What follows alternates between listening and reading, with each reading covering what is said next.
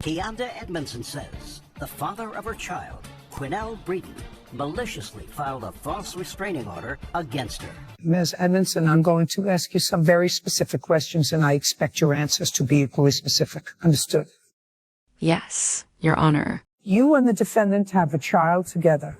Yes, that's correct. That child is a girl or a boy? She's a girl and she's 3 years old. Did you and the defendant live together at any point? Yes, we live together. For how long did that living arrangement last? Around 2 years, if I recall correctly. Was it before or after your daughter was born?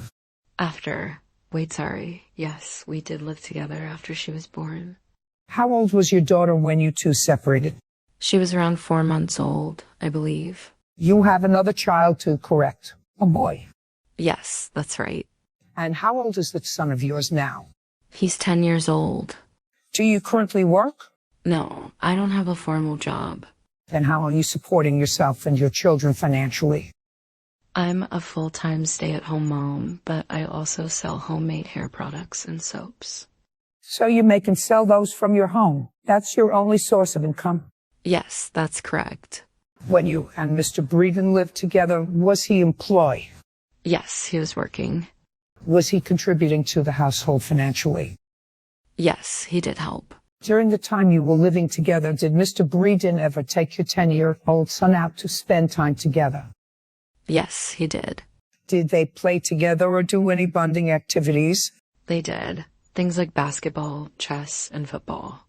In all the time they spent together, did you ever once see Mr. Breeden act inappropriately toward your son? No, absolutely not. Was Mr. Breeden with you at the hospital when your daughter was born? Yes, he was with me. Did he bring her home from the hospital? Yes, that's correct. And he continued to work after that? Yes, he kept working. Once you separated, according to the complaint, you would sometimes take both children to visit him? Yes, I would take both my son and daughter to see him. Where was he living at that time?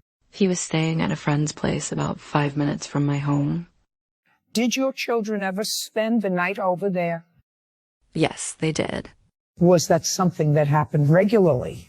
Yes, sometimes once a week. Let's talk about September 15th now. On that day, you had the children? Yes, I had them that day. You were taking them to a family picnic, right? Whose home was it? It was at Mr. Breeden's house. And when you arrived there, you saw a woman leaving? Yes, I did. And that led to an argument between you and Mr. Breeden? Yes, we got into an argument. You left, came back, left again, and then returned to pick up your son? Yes, that's exactly how it happened. How long after dropping him off did you return to pick him up? It wasn't hours. It was almost immediately after the argument. So after seeing a woman arguing and leaving, you came right back and got your son? Yes, I did. But you left your daughter there? Yes, I did. Did you come back for your daughter that same day? No, I didn't come back that day. How long did Mr. Breeden keep your daughter? He had her for about 3 weeks. Now let's get to the actual reason we are here. You're suing Mr. Breeden for filing a false protective order against you, correct? Yes, that's my claim. And that protective order was based partly on the fact that you repeatedly called the police to request welfare checks on your daughter. Yes, that's part of it. How many times would you estimate you called the police for those checks? Nearly every day. Every day for 3 weeks? No, it wasn't for that long. Then for how long? Probably a week and a half or so. Has Mr. Breeden ever called the police to request a welfare check on your daughter when she was in your custody? Yes, he has. When was that? It was sometime in April. April of what year? April of 2019. Did you call the police to request a welfare check on your daughter? Yes, I did call them. Tell me clearly, what made you do that? It was supposed to be my weekend with her, according to our custody agreement. She said I could pick her up on Friday, but when I arrived, she refused to let me take her. I called the police to have it documented in case I needed it in court. Why didn't you let him take his daughter that day in April? Honestly, I don't remember stopping him from picking her up. Do you have any documentation like a police report or written statement showing that he was denied? No, I don't have the report with me today. I'm going to make this decision quickly based on the facts I have. The facts are straightforward. You lived together for about 2 years. During that time, Mr. Breeden treated your son like his own. He took him on outings. You had no complaints. He was even there at the hospital when your daughter was born. He brought her home, helped raise her.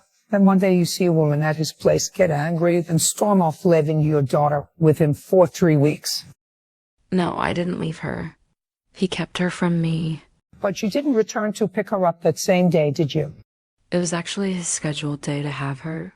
So instead of returning for her, you began calling the police who have serious responsibilities like robbery, assault, and violent crier to go do wellness checks, suggesting he might be harming the child, or she could be in danger.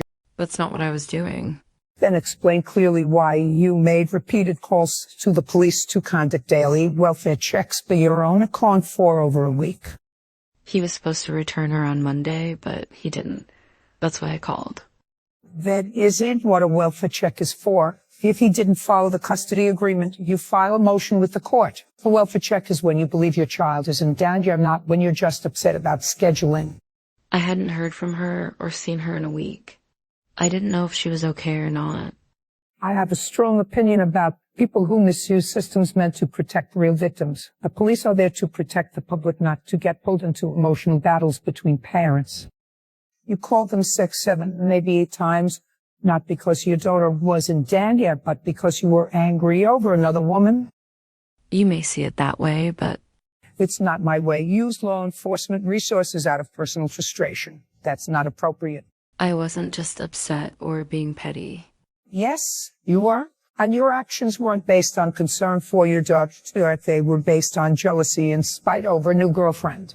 That's not true at all. Your case is dismissed. We're done here.